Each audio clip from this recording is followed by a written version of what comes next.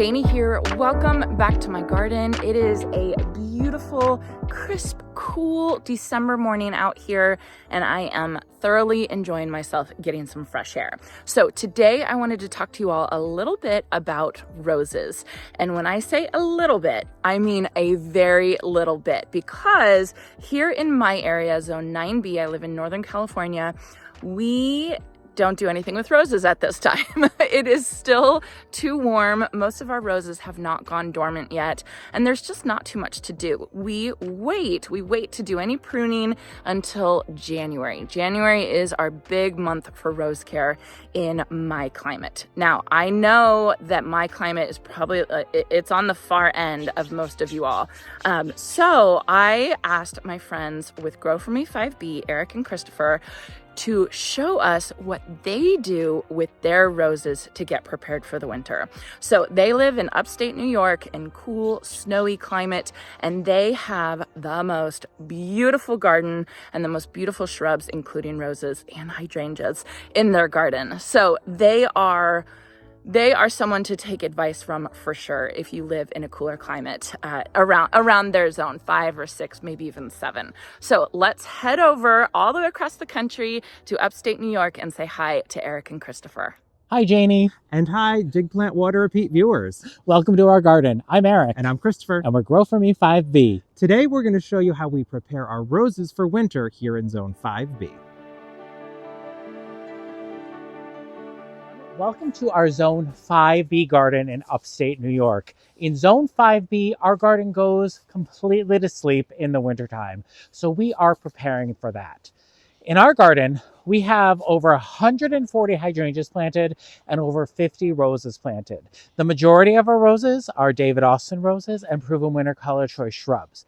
The first roses I wanted to share with you today that we're going to prepare for winter preparation or protection are these 3 Tottering by Gently roses. They're a David Austin English shrub rose. And as you can see, they've already faced a little bit of damage from the winter browsing of deer and bunnies. So for our English shrub roses, like this Tottering by Gently, that is an own root rose, we plant them very deep. It's for protection of the rose against our cold winter temperatures. It's for protection from rocking in our extreme winds that we get. And it also leads to a stronger, fuller root system for more blooms during the growing season.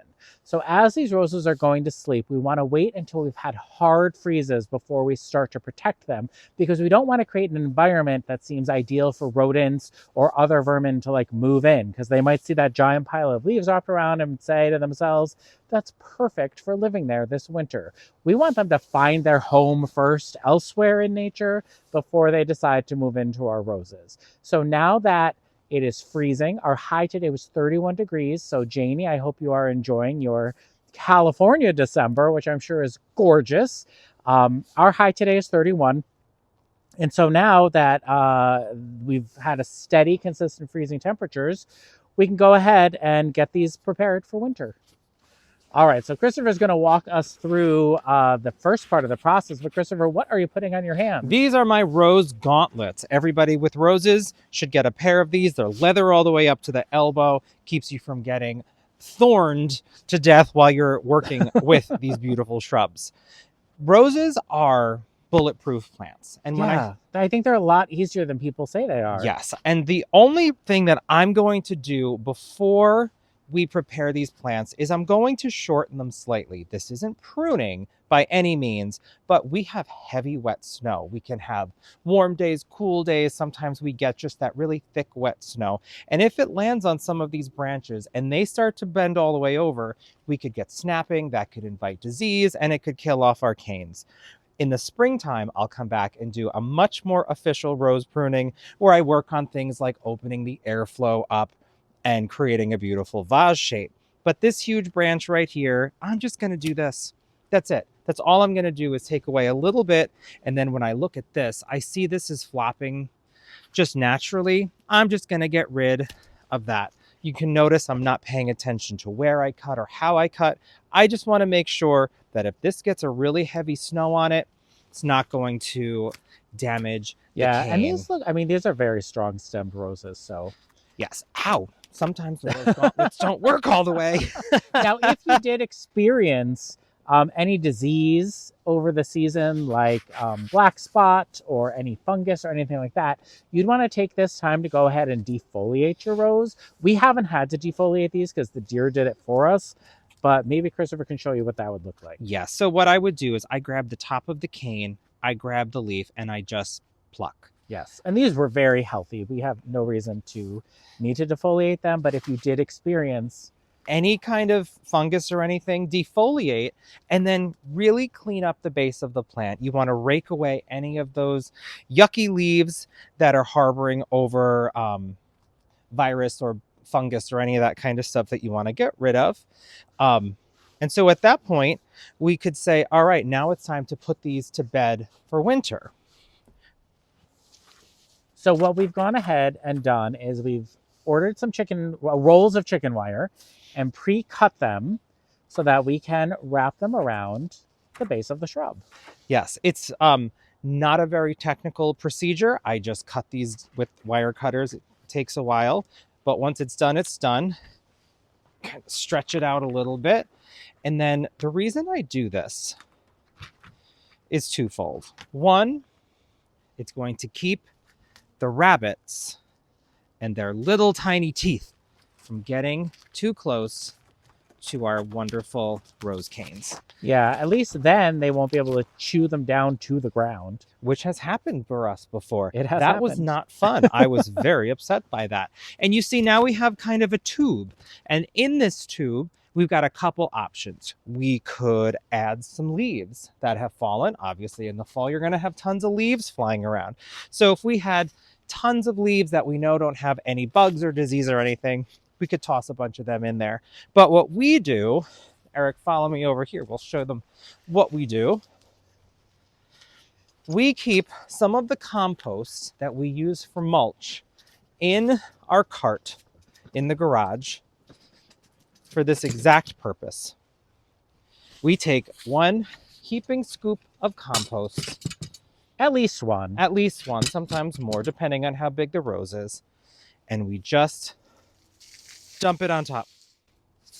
And so what that's going to do is it's going to help protect that plant against the winter freeze and thaw. It's going to add nutrients that's going to get absorbed over late winter into early spring. And then in spring, all we have to do is come through, add some rose tone to it, prune them, and remove the chicken wire and then prune them up for spring. So one of the reasons that we don't prune in the fall is because there's going to be some dieback over the winter, and we don't want to cut off the growth that's going to end up dying back, because then it's going to Die kill back it back even further. So we will wait until the spring to do any substantial pruning on these roses. And at that point, we will cut back anything that's died, anything that shows disease or has been damaged over the winter, and we'll reshape them after we remove the chicken wire collars. So Christopher's going ahead, doing the second Potting by Gently. I love this mulch scoop, right? Yeah, I don't even know what it's called. It's a bedding fork. A bedding fork. Oh yeah, I think A bedding fork for moving compost and mulch is fantastic. I'm pretty sure this is the kind of thing they use for hay I think so. if you're a farmer. So see, we just dump it over the top, willy-nilly. Yeah, and we do bury our roses quite deep. So we know that they're not going to have too much problem with rocking, but this just gives it a couple extra inches of insulation and security on top of helping to replenish the soil come springtime. And this is a manure-based compost, so it has lots of nutrients in it. It's not a hot compost. Oof. It's we just laid drip. We a just couple weeks installed ago. drip in this garden. We installed new drip, which is why the tubes are exposed. Normally, we don't like to have the exposed drip tubing. It's we're happy to share our garden with you, Janie, but we know this is not the prettiest time of year for our garden. This is where we set ourselves up for success in the spring, right? Right. And then with 2 scoops over here on top of this Tottering by Gently, we will be done with one of the 27 varieties of roses in the garden for the winter.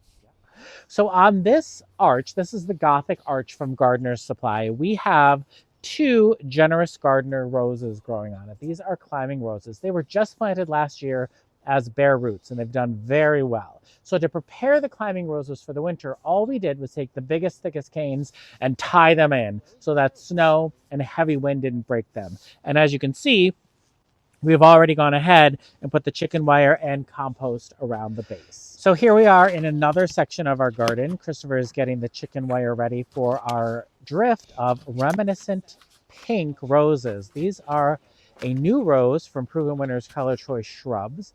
We have a drift of 7, I believe, right here. There are 7 of them. Yes, and they were just planted last fall, so they've been in the ground a little over a year. They've done very, very well for us. And in order to get these wrapped up, I am going to employ the use of a bungee cord. These are pretty spiky. Yes, these are much spikier. And all I'm going to do is kind of gather them up. This is not going to stay on for the winter time, but it is going to pull them together so I can wrap them up here with the cage on them. These are going to be very happy now that we have put drip irrigation on them. That's one of the reasons they probably didn't get as big as some of our other roses. We just hadn't put them on drip. And I do think that a garden really appreciates that consistent water at the root. Now I can take my bungee off. And again, I don't have to do any pruning right now, but this one cane, this is just going to flop all over the place in wintertime.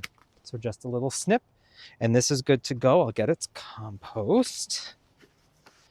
And just like that, oops, we have another sleeping rose.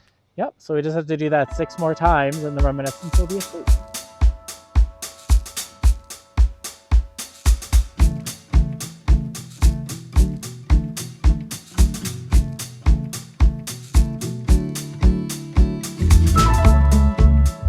And now they can happily go to sleep until roughly April. We'll start seeing some swelling on the buds. Yeah. And then hopefully by late May into June, these will be in full flush again.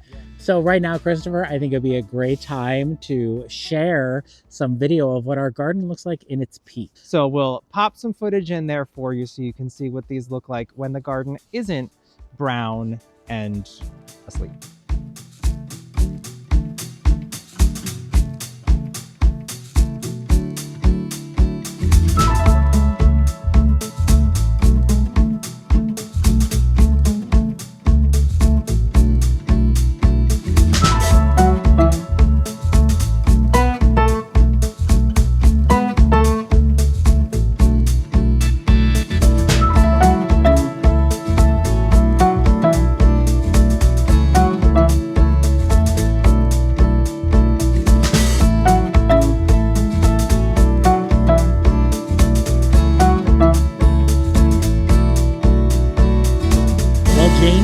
Dig Plant Water Repeat viewers, thank you so much for joining us in our garden today. Again, I'm Eric. And I'm Christopher. And we are Grow For Me 5B. Thanks for growing with us. Happy holidays. So thank you so much, Eric and Christopher. I love you guys so much. I appreciate you sharing that information with all of us. I didn't know what you had to do to winterize your roses to protect them, but I totally get it just based on the amount of snow that you all get there in upstate New York. So I hope you all enjoyed this. I hope it was as informative for you as it was for me, and I hope you all have a chance to get in your garden today.